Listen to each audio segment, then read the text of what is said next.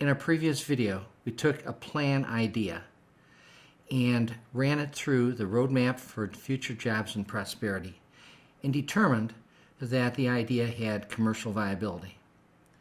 Having used that example, and after you do the same with your plans, the next step is to complete your plan, which requires you to work through mileposts 9 to 12 on the roadmap and follow Believe in Ohio's plan and preparation instructions.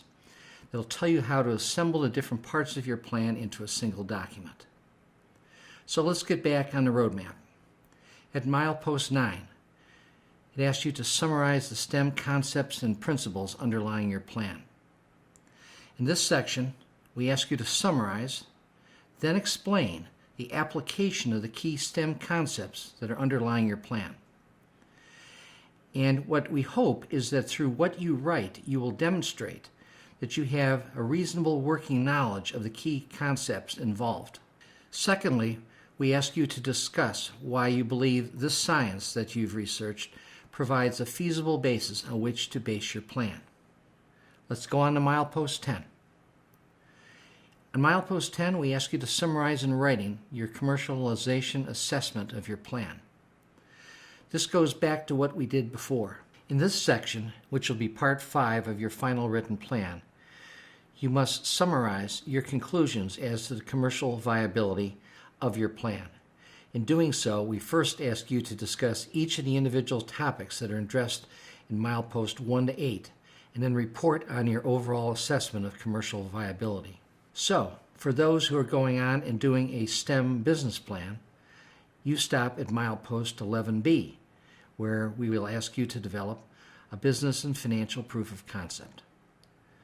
This section provides an assessment of the business and financial feasibility of your planned business venture, which effectively equates to a proof of concept for your idea.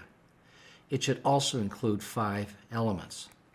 First, we ask you for a discussion about your marketing, sales, and pricing strategies that you would intend to employ to bring your product to market.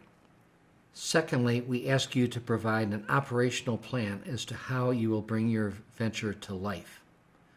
And third, we ask you to provide a discussion about the significant risks and uncertainties you expect to face once you start up your venture.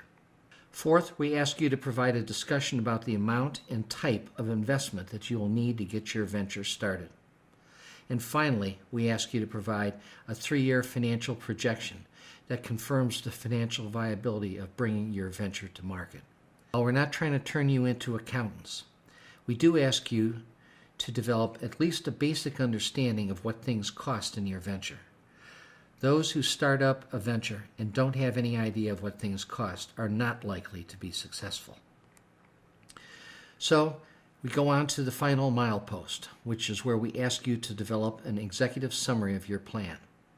The executive summary is something that you should write last after you've developed all the other parts of your plan, because what we want you to do is to provide a concise summary of your plan in its most important points.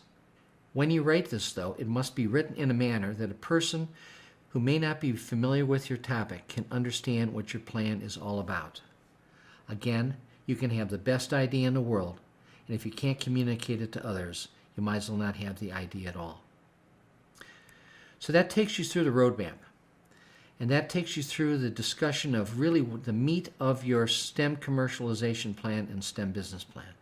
Now what has to be done is you must assemble those discussions into your plan, into a single document that you can turn over to your teacher for review. To do that, we are providing you with a whole series of additional resources that will help you. In addition to the step-by-step series of instructional short videos, we are providing you with a series of STEM commercialization plan and STEM business plan Word templates, which allow you to literally go through the plan. It explains the parts and pieces that you need and what you need to say. If you use these templates, you will be prompted throughout the document to fill in the parts of the plan with the information that you need to properly complete your plan.